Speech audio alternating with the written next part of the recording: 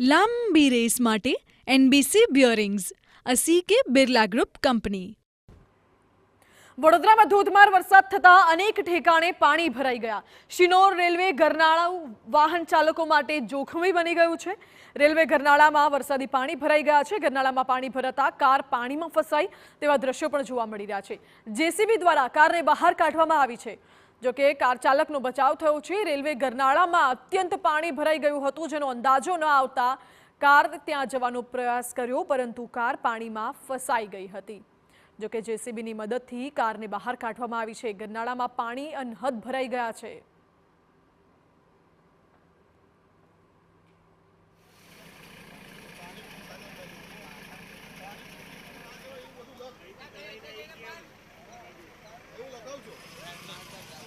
લાંબી રેસ માટે NBC બ્યોરિંગ્સ, અસી Birla group company.